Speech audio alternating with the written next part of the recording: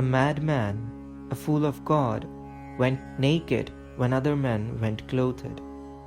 He said, O God, give me a beautiful garment, then I shall be content as other men.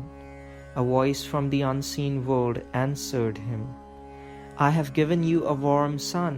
Sit down and revel in it. The madman said, Why punish me? Haven't you a better garment than the sun? The voice said, Wait patiently for 10 days, and without more ado, I will give you another garment. The sun scorched him for 8 days. Then a poor man came along and gave him a garment which had 1,000 patches. The fool said to God, O you who have knowledge of hidden things, why have you given me this patched up garment? Have you burnt all your garments and had to patch up this old one? You have sewn together 1,000 garments. From whom have you learned this art? It is not easy to have dealings at the court of God.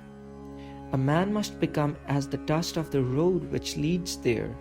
After a long struggle, he thinks he has reached the goal, only to discover that it is still to be attained.